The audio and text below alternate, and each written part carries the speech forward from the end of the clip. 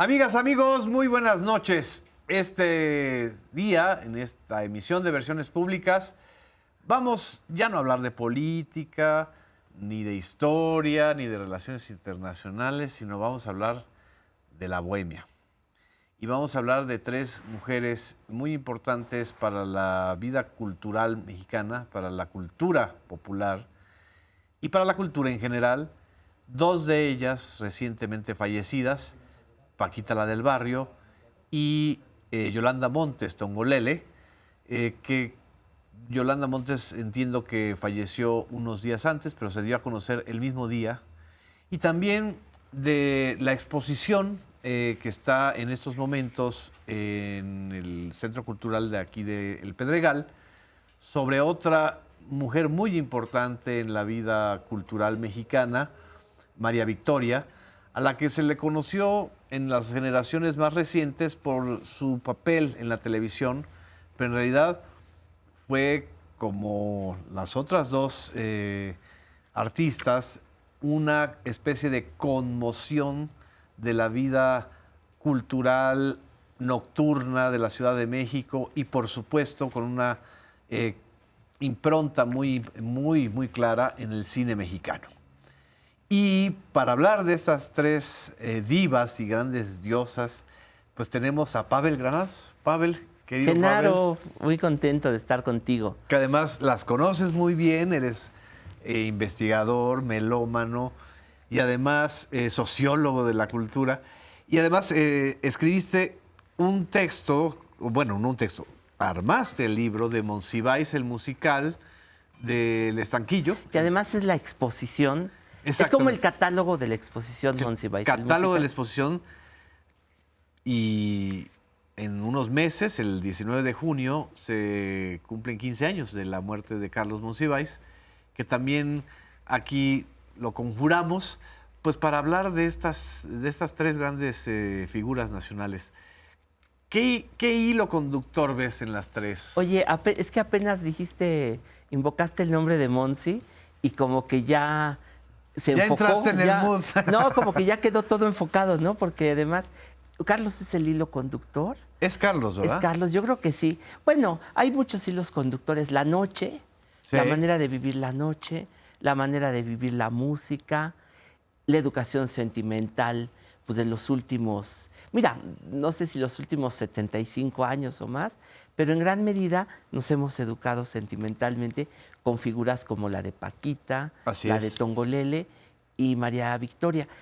Otra cosa que las une, no las une, pero bueno, a dos las tuvimos que lamentar su partida en los últimos días. Así es. María Victoria cumple años el 26 de febrero. Ah, sí, O sea que en este mes. En este mes. Pues sí, estamos grabando esto el 25 de febrero. Mañana miércoles. Sí.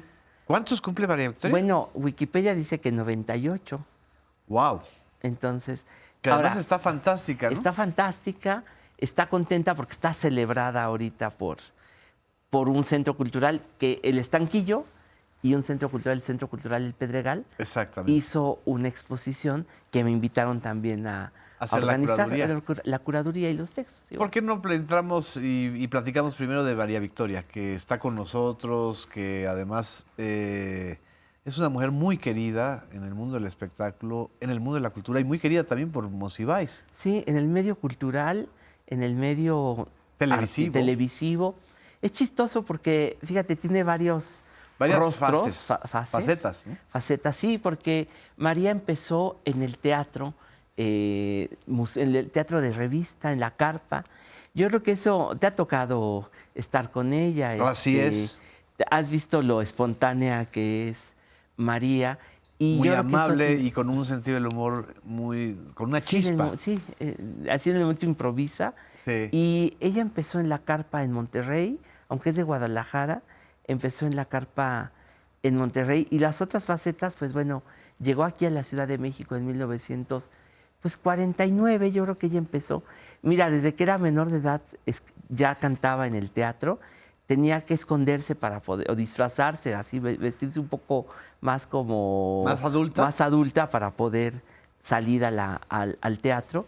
Y para Carlos Monsiváis fue importante Yo creo que más que, bueno, 1949 todavía no existía el Teatro Blanquita, No. era el Teatro Margo.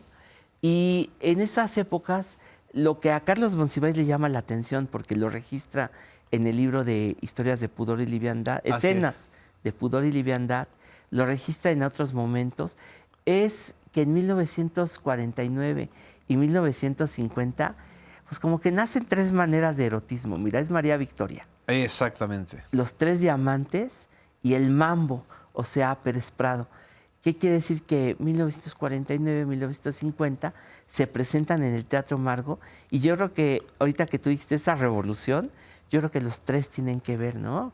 Además es la época de, pues, del desarrollo estabilizador en México, Ajá, el de alemanismo. Uruchurtu como Uruchurtu. regente de la Ciudad de México, el regente de hierro, y es el momento en que la vida nocturna de una gran ciudad que ya Se empezaba a combate. ser la Ciudad de México, se abre. Sí, se abre y se combate, porque Y se combate también, Uruchurtu quiso, pues más o menos con éxito, pero también con mucha agresividad, prohibir la vida nocturna. Sí. Se tuvo que dar aún en contra de Uruchurtu. No sé bien la hora, pero había cierta, creo que era la 1 de la mañana, en que todo tenía que cerrar. Era una Como toque de disposición, queda. como un toque de queda en la Ajá. ciudad. Monsiváis decía que su adolescencia de anacoreta se la debía a Uruchurtu. La única casa que quedaba abierta era la casa de la bandida, en donde además iban los políticos De ese entonces. de ese entonces, iban los músicos. Ahí comenzó Marco Antonio Muñiz a cantar, ahí iba Pepe Jara, Álvaro Carrillo. La bandida era, yo no creo que María Victoria haya ni sabido en ese entonces que existía la casa sabe? de la bandida. Bueno, no fue porque era un lugar para hombres, pero era el lugar también del erotismo, era la casa de citas Ok. del alemanismo, ¿no? Sí, sí, sí. Pero todo eso era el rompecabezas de la noche, ¿no? Eran los tiempos del gesticulador de Rodolfo Sigli, Usigli. que era una crítica A la clase política. a los falsos revolucionarios. Sí. Cuando Miguel Alemán mandó ver, entiendo que él mandó a ver la obra para que le dijeran si era una crítica contra él, y le dijeron, señor presidente, sí es una crítica contra usted, y le mandaron dar los 7 días al Rodolfo gesticulador. Sigli? ¿Te acuerdas que los 7 días es No, como no sabía. sí sabes cómo, lo que significa que los 7 días, no sé si se sigue usando la expresión, yo creo que no. No sabía. Los 7 días es que cuando censuraban una obra de teatro, por ley les tenían que dar 7 días para que pudieran recuperar La inversión. Entonces los censuraban, pero hasta los 7 días. Entonces el encargado de ir a darle los 7 días a Rodolfo Sigli fue Salvador Novo. Fue al camerino de Bellas Artes, estaba presentando en Bellas Artes, y Salvador Novo fue y le anunció que se terminaba la temporada del gesticulador. Sí. Y cuando salió le preguntaron a Salvador Novo cómo había sido ese encuentro entre él y Usigli, los dos grandes y le dijo, dramaturgos de bueno, ese solamente puedo decirle, le dijo a los periódicos, que el maestro Usigli recibió los últimos aplausos en la cara. Imagínate cómo estuvo. Bueno, te lo cuento esto porque en el Teatro Blanquita, que José Antonio Alcaraz le decía el Blanquito, Sí. se empezaron de inmediato las gesticuladoras, o sea, las rumberas, una parodia del gesticulador.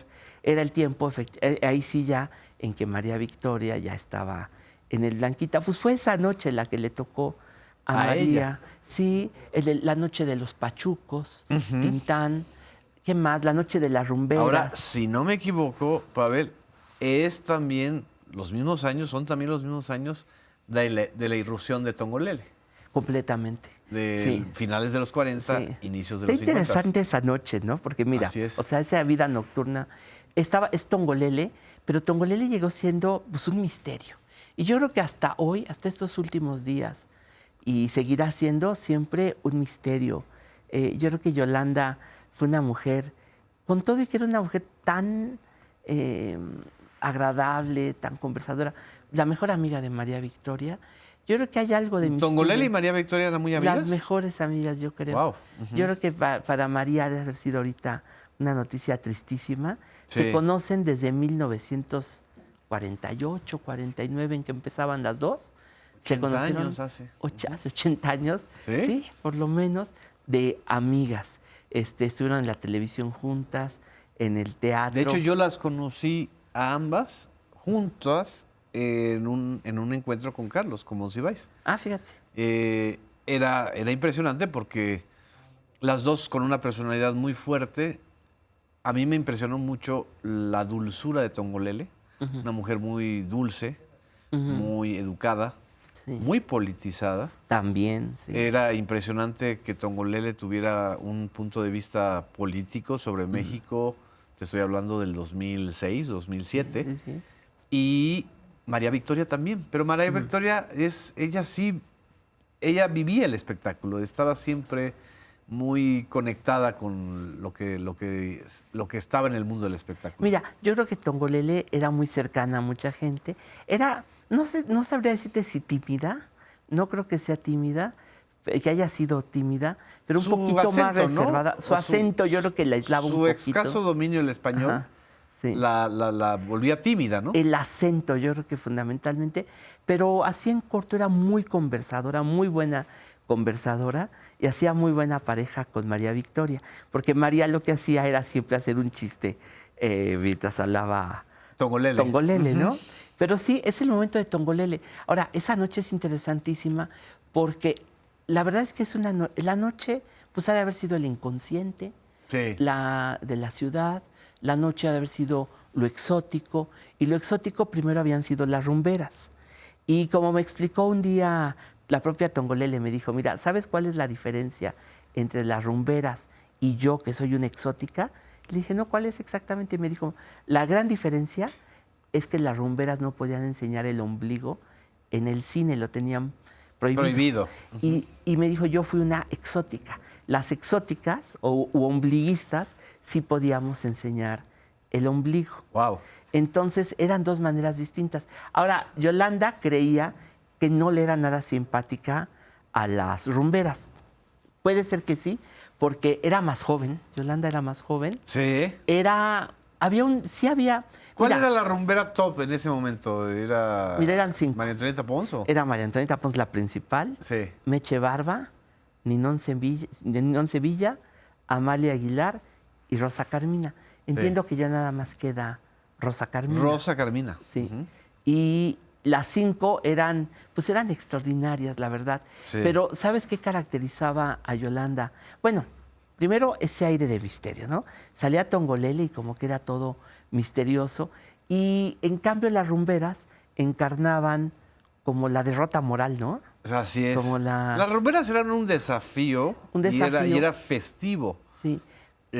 Tongolele, mi impresión es que era casi un ritual, Sí.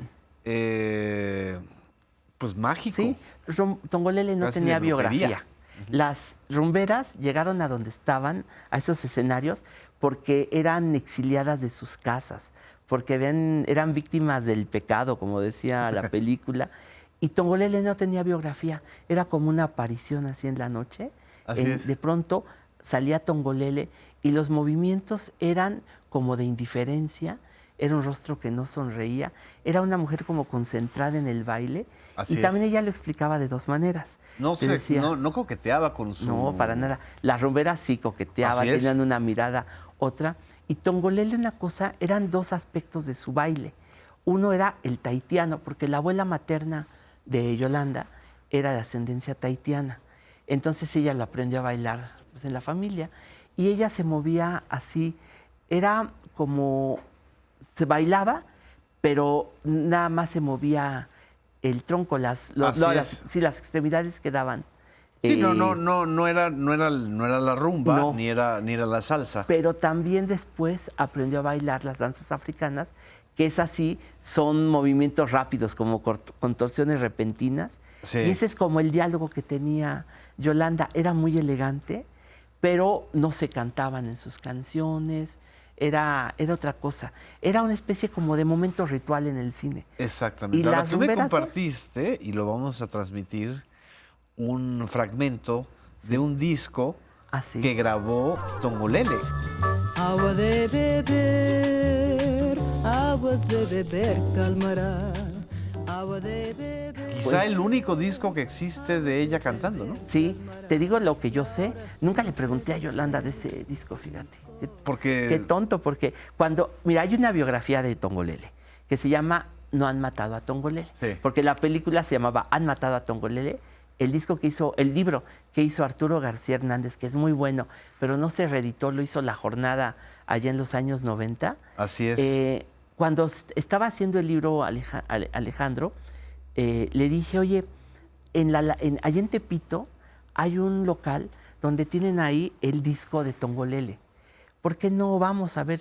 Estaba tan caro que no, ni cooperándonos, él y yo no nos O sea, era una pudimos. pieza de colección. Pues sí, y ahí se quedó. No sé si ya lo me compró alguien. Pero ahora que murió yo le dije, claro, existe el disco. Y lo Así busqué y no lo tiene nadie más que esta canción donde ella canta Agua de beber. Pero ya vi fotos del disco. Pues no sé, algún coleccionista debe tenerlo. No volvió a grabar. Lo criticaron mucho diciendo que no era buen disco, que no cantaba bien. La verdad, te digo algo, ahora que lo escuché, me gustó bastante. Es una voz muy dulce. Es dulce, muy una voz peculiar. bonita. Sí, sí, sí. Y muy entonada. Cosa que no tuvieron, la verdad, otras bailarinas que se fueron al canto, Sí, ¿no? la demás no, bueno, María Antonieta Pons no cantaba, Ninón cantaba. Sí, Ninón cantaba muy al estilo cubano, es sí. decir, O de puro relajo. el relajo, rítmico, ¿no? Ajá. Además era muy carismática Ninón Sí. Sevilla, ¿no? Sí, sí, sí. Cosa que tampoco tenía Tongolele. Tongolele era como, sí, una diosa prácticamente intocable. Inmutable, intocable. Había esa cercanía con Tintán, pero Tintán en el Rey del Barrio no se le acerca tampoco mucho. ¿Se los llevaban momentos- Tintán y Se querían Tongolele? mucho, sí, sí, sí, sí. Y con María Victoria yo también muchísimo. Ahora, Tintán, Marcelo, eran la comunidad del teatro. Así es. Ahora, lo que sí caracterizó mucho a María Victoria era su canto. Claro. Que El en su canto era tan erótico como su cuerpo. Yo creo que María es una artista completísima en ese sentido. ¿Sí? Que, bueno, no es que no lo haya sido Tongolele, pero no se caracterizó por cantar. Y María, mira, bueno, y María no bailaba, pero María fue una Sí, gran bailaba, actriz. ¿no? Bueno, movía así Pues su se cinturita, movía, ¿no? sí, caminaba Digo, así cinturita como con la que tenemos nosotros. Una cinturota, cosa así. caderita. Bueno, ahora que medimos el vestido, mira, ya me había prestado un vestido a mí cuando le hice un homenaje en la fonoteca. 2 veces le hice homenaje en la fonoteca. Ajá. Y 2 veces me prestó vestido. Y ya habíamos tenido el problema de que no entra en ningún maniquí. Y ahora ¿Y a para esta nadie le exposición, entró? pues a ella. Pero medimos 90, ya me explicaron, 90, 59, 90. 59 de 90. cintura. Ajá. Entonces, Era más cinturada que una Miss Universo. pues sí. Y entonces tenía, claro, cuando empezaron, originalmente creo que no, bueno, ahí en la exposición se podrá ver que no tenía al principio vestidos entallados, de china poblana, de yucateca, ¿Ah, sí? etcétera, pero no entallados. Eso lo descubrió ya estando en el teatro. Y, ¿sabes? Tenía muy buena esa relación con el público, porque ella como que veía qué le gustaba al público y por ahí iba. Me estaba contando Tete Uribe, la hija de María, Sí. que cuando cantó por primera vez en público Sin ti, no podré vivir jamás, y gimió cuando dijo Sin ti, y que la gente se puso a gritar, dijo, pues por ahí es. Y entonces lo hizo más. Ok. Eso te lo da el teatro. Claro. No te lo dan los estudios. No. María Victoria no tenía un plan preconcebido. No, pero bueno, vete a saber cómo era en esa época. Yo creo que en general los artistas no eran preconcebidos, eran más bien sobre la marcha. Cantinflas se creó así, Exacto. Tintán se creó así y María se creó así. Yo Sí, creo que es la misma es generación. Es la sensibilidad con el público, con el teatro. Pues es lo que crean los grandes artistas de la carpa, ¿no? Sí. A Clavillazo, Marcelo con Tintán. Fueron haciendo dueto y viéndole cómo hacían en los camiones. Mientras iban de una plaza a otra, pues iban viendo qué sketches hacer, qué poner. Así Ahora, hay una cosa que desafortunadamente no está en la exposición y no está tan documentado y me da pena, pero yo creo que es una cosa secreta, silenciosa. no porque no haya sido conocida, sino porque hoy no la conocemos, que son las caravanas artísticas. La otra manera que tenían los artistas de darse a conocer era las caravanas Corona, o cómo se llamaban, que lo que consistían era que salía un camión de aquí, iban siguiendo Como una una feria. ruta, ajá, y se iban por ciertos lugares, pero después, al otro día, ya iba otro camión con otros artistas. Entonces iban Lucha Villa, María Victoria, La Tariacuri, quien tú quieras, Ok. Clavillazo, a presentarse en rutas artísticas por todo el país. Entonces, Javier Solís, ¿qué te puedo decir? Todos los artistas se Se dieron a conocer así. por estos lugares, pues porque era O la sea, manera... eran artistas de territorio, no de De territorio, escritorio. ajá, exactamente, completamente. Así se dio. Mira, yo cuando salí de la fonoteca dejé empezada una exposición sobre esas caravanas que finalmente hizo el Museo de Culturas Populares, que son rutas artísticas que te explican cómo es que esos artistas, aún antes de la radio, no, antes de la televisión, pues tenían la radio, tenían los teatros de la capital, pero cómo se daban a conocer en los estados, pues es porque existían rutas. Entonces, el empresario Fausto Vallejo era el que los contrató a todos y los dio a conocer en el país. ¿Él era el que financiaba las caravanas? Sí, O sea, bueno, y él era el empresario de todo ponía eso. toda la logística, Sí, ¿no? la logística. Él la inventó. Entonces, imagínate, eran camiones que iban con los artistas por todo el Así país. es. Pero ahorita que lo dando- estás comentando, Pavel, también No hay fotos de eso, por ejemplo. sí, ni hay video, evidentemente. No. Todos estos artistas, María Victoria, la propia Tongolele, las rumberas, son antes de la televisión.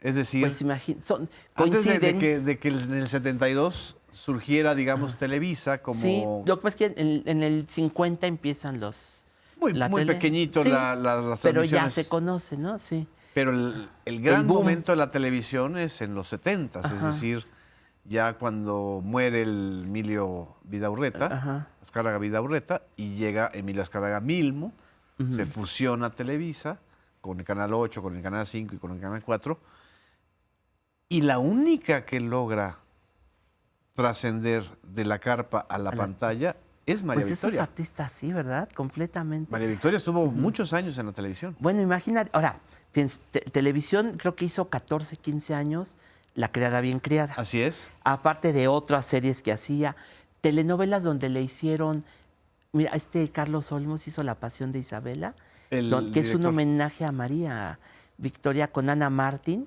y ahí ¿sí? sale Pedro Vargas. Bueno, Ana Martín se peina como María Como María Victoria. Victoria. Ajá. Y María en uno de los capítulos canta, baila tongolele, sale Pedro Vargas. Es un homenaje a la noche de los 40 de Carlos Olmos. Yo no sé si se pueda ver esa ¿No la han telenovela. repetido? No la han repetido. Yo no Hay sé. algo con Carlos Olmos, que es uno de los grandes directores de telenovelas. Sí, y de los grandes dramaturgos que hay. Y que dio muchísimo a la televisión privada, pero de repente no lo han recuperado, lo han refriciado. Dado, pero no ha recuperado. Y nada más se ha quedado con lo de Cuna de Lobos. Cuna de Que Lobos. es buenísima, pero Así es. lo único. Y bueno, María estuvo ahí, pero venía efectivamente del teatro, de la carpa, pero además es que ella hizo teatro musical. O sea, La Criada Bien Criada originalmente es una obra de teatro, creo que europea, que se llamaba La Criada Mal Criada. Así es. Que tuvo 2045 representaciones en teatro. Bueno, dicen que López Mateos fue varias veces a ver la obra, en fin, que tuvo mucha gente que iba a ver la obra. Estuvo, imagínate, no sé cuántos años equivalen 2045 Representaciones, más de 10 años, fácil. Imagínate, es fácil.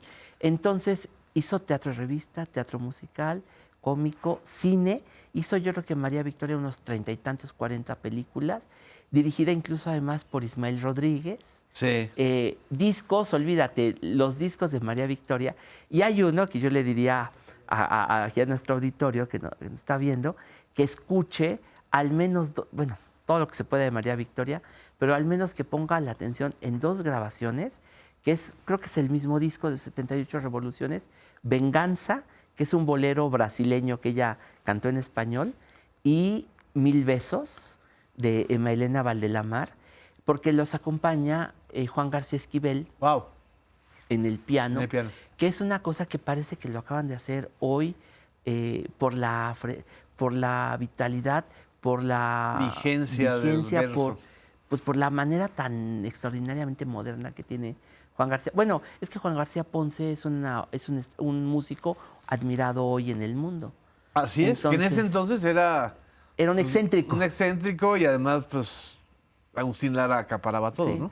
Y María ganó con ese disco el primer disco de oro que se dio, porque los discos de oro se empezaron a dar a partir de 1950, 51, y con esa grabación de 1000 besos, María ganó el primer disco de oro que se dio en México. No eran Grammys todavía, o sea, ella No, porque la industria musical, eso lo dan allá la industria norteamericana, ¿no? la que sí ganó Grammys, y ahorita vamos después del corte a hablar de ella, es Paquita. ¿no? Exacto. Vamos a un corte, no nos dejen, vamos a seguir invocando a la noche de los años 50 mexicanos.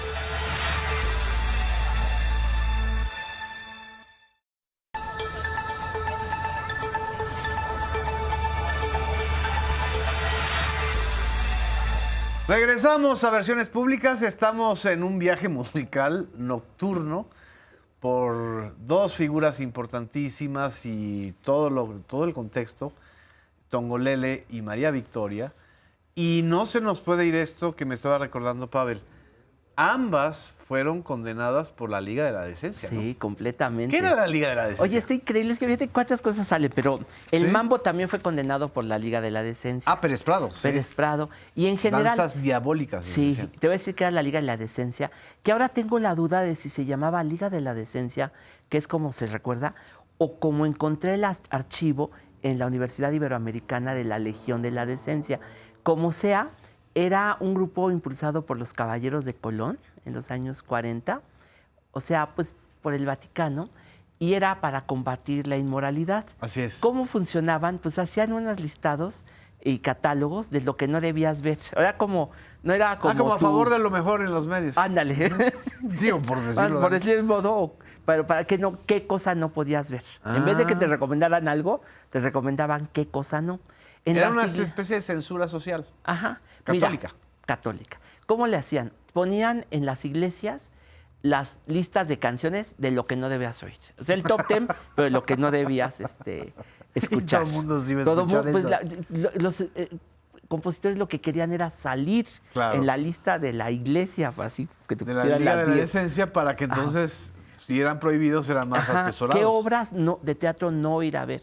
Esas sí tienen un libro histórico de todo lo que censuraron. En la Iberoamericana tienen ese catálogo grandote.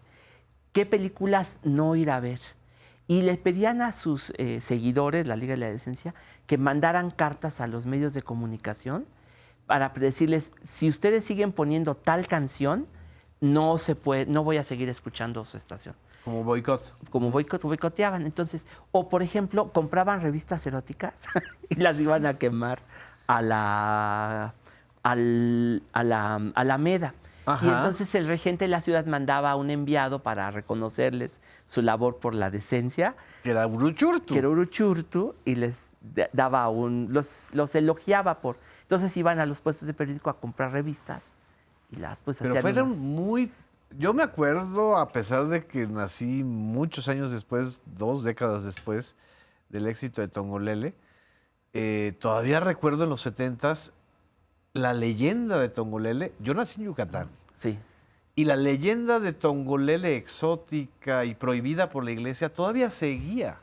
O sea, es decir, con Tongolele la iglesia y la Liga de la Decencia se extendieron mucho, ¿no? Pero además, fíjate que si tú te vas a pensar... Porque mostraban el tuch, decían. El tuch. El tuch es el ombligo en maya, ¿no? O sea, si mostrabas el tuch, la Liga de la Decencia... Bueno, pues Yolanda. Pero fíjate, sí, la Liga de la Decencia se fue contra 2 mujeres que han sido lo menos escandalosas del mundo.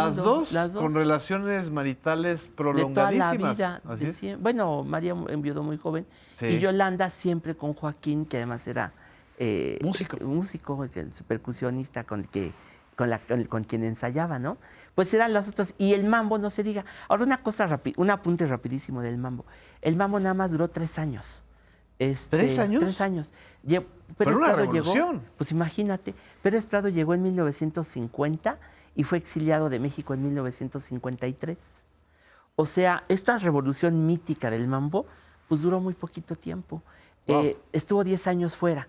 Y la cuestión es que Pérez Prado era odiado por los directores de orquesta de su tiempo porque era el que mejor pagaba. Entonces se unieron y pidieron que lo quitaran. Eso era más bien envidia. Era una envidia de los demás músicos.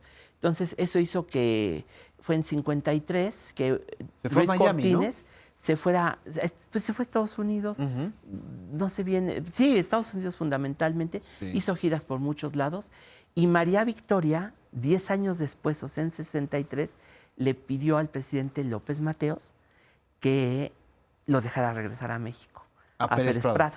Ujú. Entonces, ese es 3 años fue la duración exacta en México. Wow. Del mambo pareciera que fue más Sí, tiempo, porque ¿no? la impronta es muchísima. Es decir, Sí. no se puede explicar la salsa, la rumba. La música, sí. Muchísimos ritmos Sin contemporáneos ese- sin el antecedente del mambo. Sin ¿no? la inteligencia y de ese talento de Bueno, ni Pérez Prado. siquiera podrías explicarte a fenómenos musicales como fueron Chicoché o Ajá. Rigo Tobar, que Sin fueron Pérez así Prado. de masas, sin Pérez Prado. ¿no? Sí, completamente. Digo, ya la música de banda es otra cosa. Pero llegamos a los 80s y de repente irrumpe, ahora sí, en la televisión, 1985 estaba leyendo, a recomendación de Carlos Monsiváis, Sí. Guillermo Ochoa, Memo Ochoa, en Televisa, invita a Paquita la del Barrio, Sí. que ya era una mujer conocida por su bar, ¿no? Por su restaurante, Era ¿no? su casa, ¿no? Casa Paquita, ¿o ¿cómo se llamaba? Exactamente. En la colonia obrera, en la Guerrero, ¿no? en la Guerrero, calle de Zarco, ¿no? Sí. Cuéntanos un poquito la historia. Mira, es curioso porque también, aunque sea más para acá, Paquita, la verdad es que sale de ese mundo. Exacto. O sea, porque ¿quién es Paquita? Paquita es como que encarna ese momento, como la mitología del bolero, porque ella le toca más bien el bolero. Exacto. Aunque ha cantó canciones rancheras, la verdad es que ella yo creo que antes Su de fuerte morir era el bolero. era como la máxima figura del bolero, ¿no? La veterana del bolero. Como que no le dimos ese lugar que merecía, pero yo creo que era la última de las boleristas como legendarias o veteranas, no sabría Así es. decirlo, ¿no? Pero su lugar es el bolero, el de la noche, pero dentro de esa mitología del bolero, como que encarnó al final esa guerra de los sexos, Sí. esa batalla de los sexos, que la verdad es que se gestó en los años 50. Y mira, pasa esto, así rápidamente, el bolero original era la idealización de la mujer, porque la trova yucateca Así es. no tiene canciones en contra de las mujeres.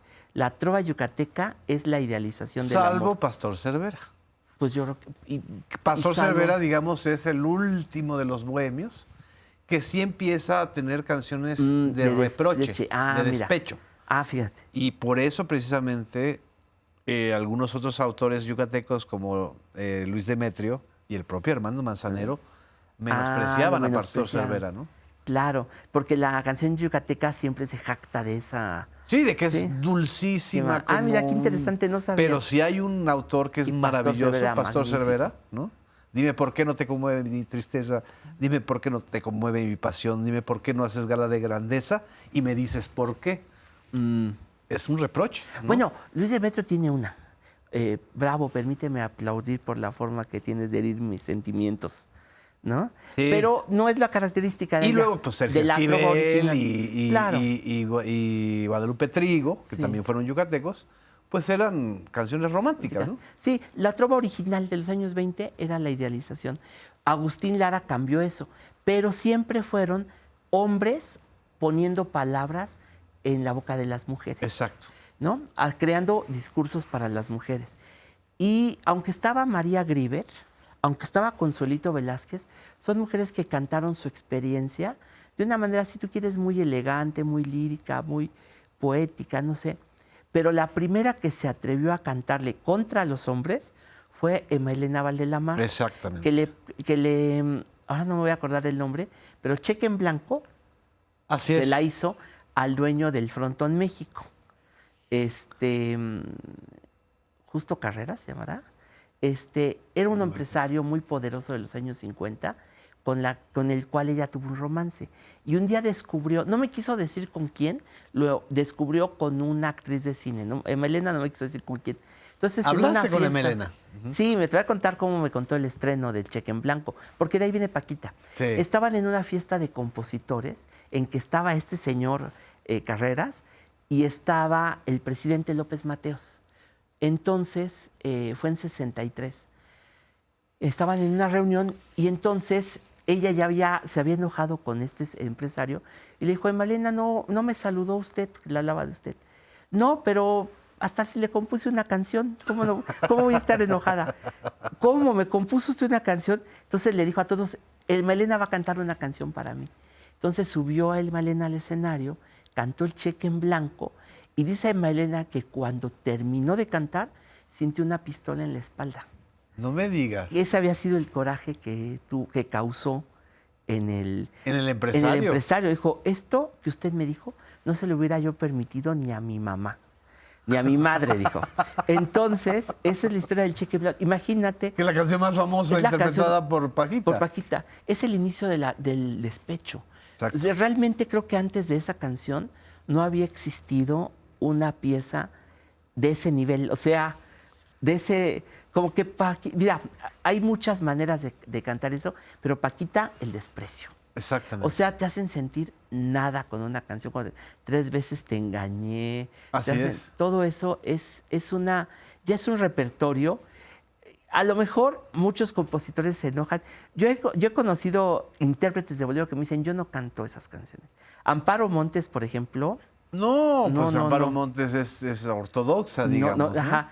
Entonces, Pero, a ver, Paquita sería la pero Paquita es exiliada. el antecedente de Lupita D'Alessio, Sí. de Rocío Banquels, de Dulce. Bueno, pero déjame decirte una cosa. Paquita tiene claramente un antecedente que ya se nos ha olvidado, que ella misma nunca se encargó de decirlo. Ah, mira, María Victoria y Paquita, las dos tienen una intérprete favorita. Su ídolo fue María Luisa Landín. Ah, Y ok. María Luisa Landín también fue el ídolo de Carlos Monsiváis. Así es. Porque el libro Amor Perdido, Carlos lo dice en una entrevista, es un libro que es un homenaje a María Luisa Landín. ¿Por qué la importancia de María Luisa Landín? Pues yo creo que fue mira, estoy a punto de decir que ha sido la mejor cantante de boleros que ha habido. María Luisa fue la pasión. Nunca ha habido una cantante que cante con el apasionamiento de María Luisa Landín. Sí. Es el símbolo de la noche.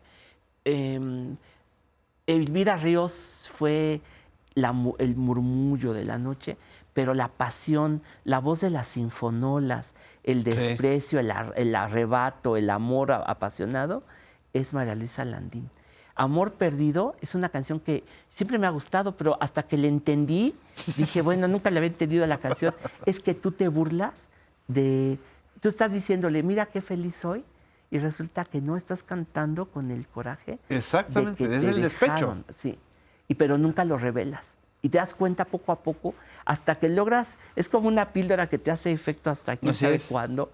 Dices, ya entendí la canción y ya me duele esa canción. Y Monsiváis, que tenía, según él, el monopolio del autoescarnio, Sí. y que nadie más podía tener. No, decía algo todavía más chistoso. Decía, el único que tiene el monopolio de la autocompasión, Ah, claro. el monopolio de la autocompasión soy yo. Entonces, Pero es el ídolo de María Victoria y de Paquita, la del barrio. Las dos las he escuchado decir wow. que su ídolo fue María Luisa Landín y Carlos Monsiváis también. Pero hay una más, que fue el ídolo de Paquita. Y realmente el repertorio, el estilo, la manera de cantar, todo es Chelo Silva. Consuelo Otro Silva. misterio. Chelo Silva. Hay otra cantante que se llama Chelo, que no es la misma, que se acaba de retirar hace unos días. Sí. Pero no, este es Chelo Silva. Otro misterio. Fíjate que Chelo Silva es una mujer que nadie sabía ni de dónde iba, ni a dónde fue, ni de dónde venía, ni a dónde fue. Chelo apareció en los años 50. En realidad era de Brownsville, Texas. Ah, Pero ¿no era entonces mexicana? no era mexicana.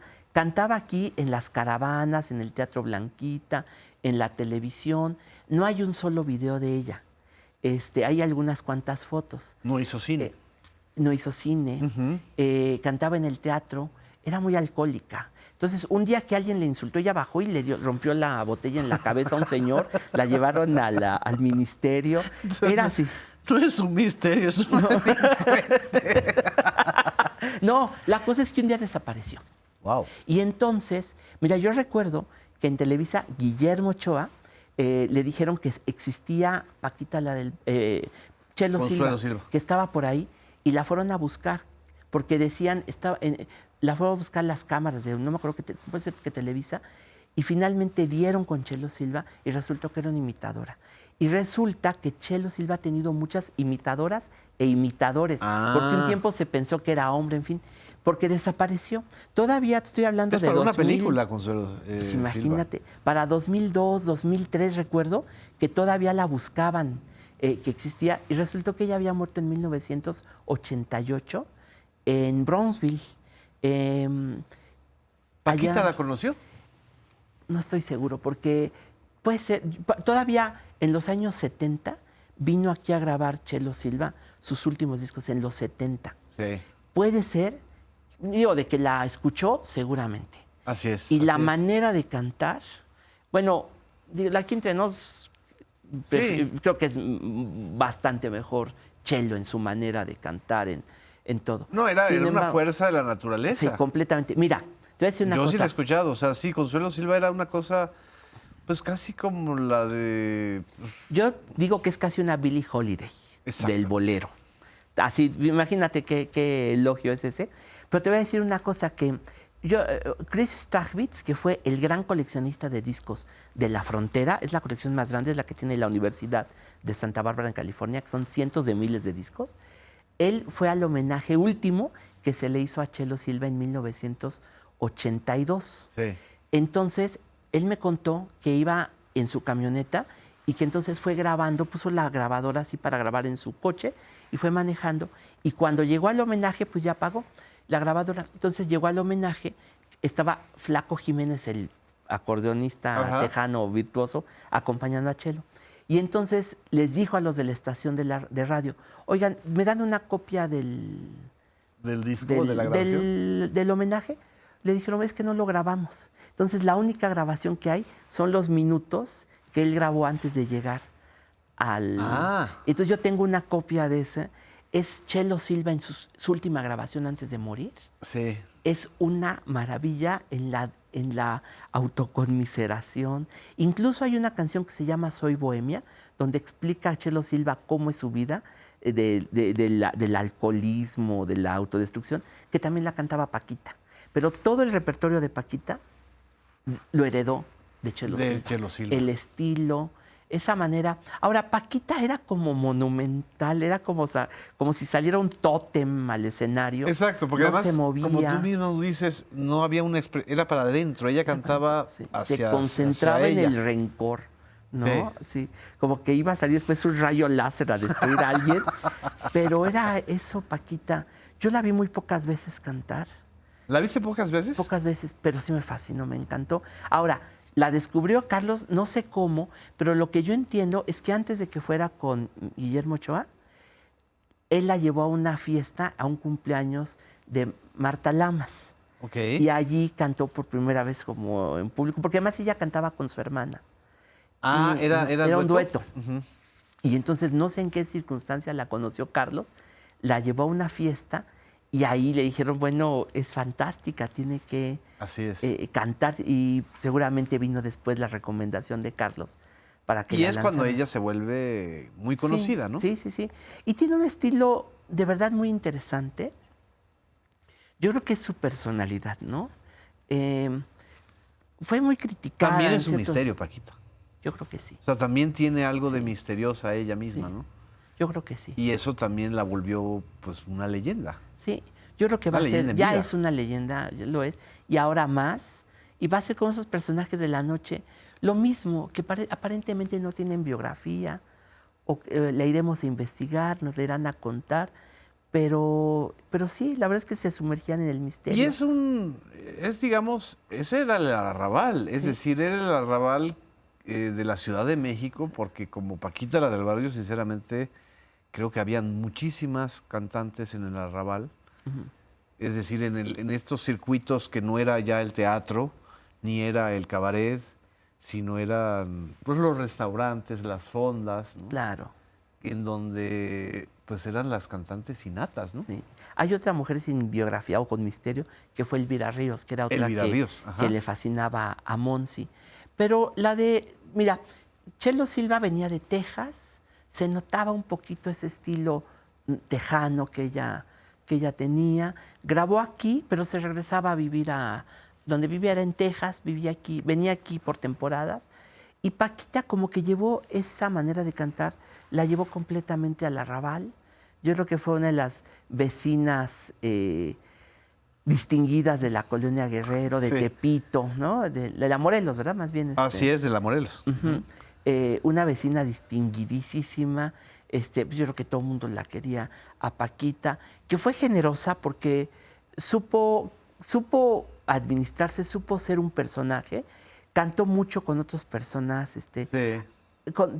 Ahora que hicimos en la serie de Ven acá con Eugenia Con León, Eugenia. estuvo con nosotros Ana Bárbara y la idea era que viniera con Paquita, que pudieran estar. Ya Paquita pues ¿Estaba enferma? estaba muy enferma, ya había cancelado.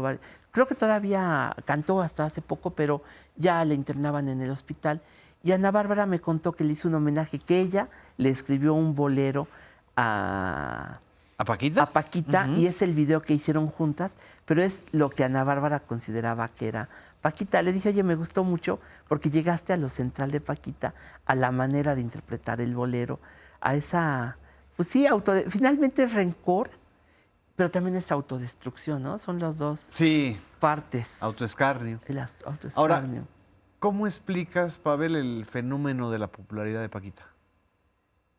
Bueno, Como yo una creo- mujer con un estilo antiguo, entre comillas, de cantar, como el bolero antiguo, Sí. en una época en donde ya estaba el rock o el pop.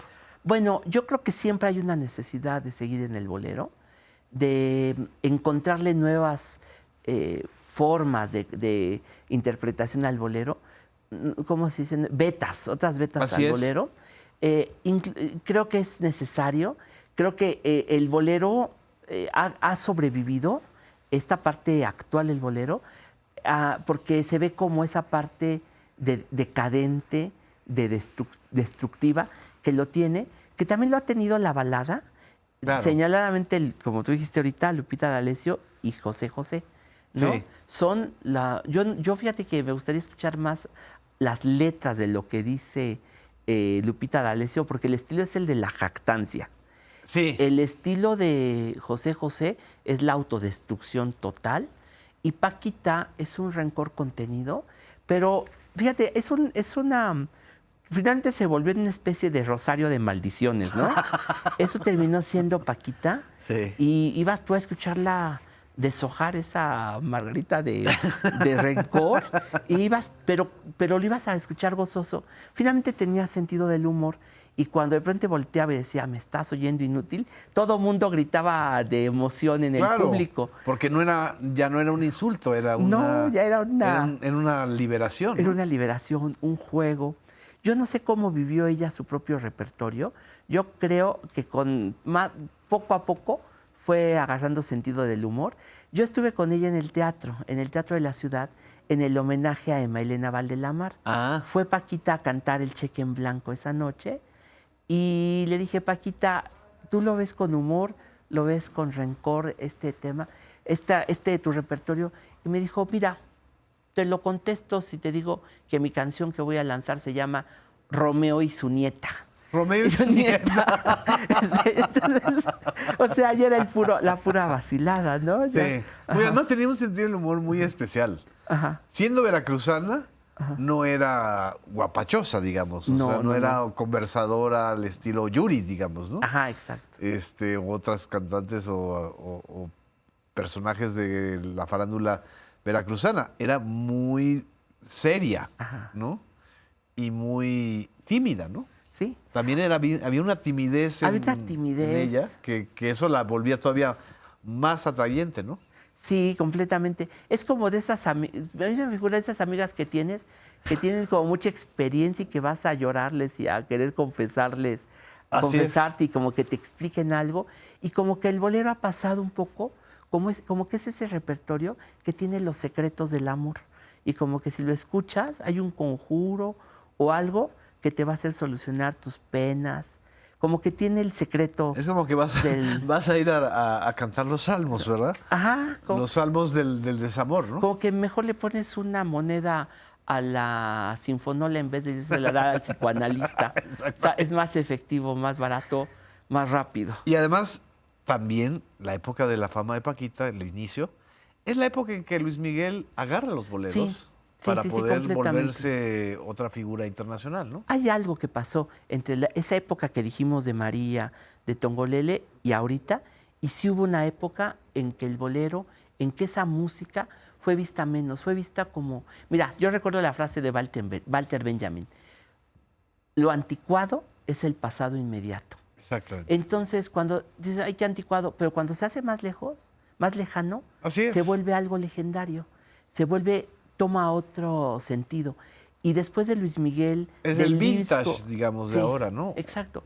Mira, después de Buenavista Social Club, de los romances de Luis Miguel, de la recuperación que hizo Eugenia León de Agustín Lara. Así es. Ya tenemos... Y de de Tacones Lejanos.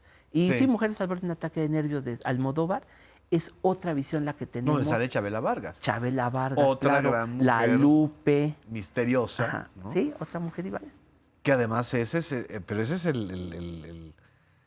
es la canción ranchera, ¿no? Claro. Y es José Alfredo Jiménez, ¿no? Sí. Y la Lupe también. Y la Lupe. Ajá. ¿no? Todo eso lo vemos desde otro punto de vista. Y yo creo que ahorita hay una generación de gente que dice, o ya desde hace tiempo, ¿dónde está ese pasado que debía haber heredado y que no me lo ha dado nadie? Exacto. ¿No? Está la Sonora Santanera, está todo eso, todo ese mundo que hay que recuperar, que lo tenemos que volver a contar, porque los medios de comunicación nos lo arrebataron, nos lo quitaron, sobre todo las estaciones de radio. Así es. Que se dedicaron a poner pura música en inglés, que no era, mira, no es un secreto, pero sí es una invasión orquestada por los Estados Unidos. Y exactamente. Horkheimer, que estuvo en Estados Unidos, le tocó ver en las universidades de allá la preparación de las campañas para la invasión musical de América Latina o del mundo. Así en es. general, ¿no? Y sin embargo, se mueven. Y sin embargo, sí, claro. sobreviven, ¿no? Sí, y esto de Paquita, yo creo que es un fervor que va a ir creciendo. ¿eh? Yo creo que sí. Y está creciendo ese fervor, pues por ese... Mira, ¿qué esconde el bolero?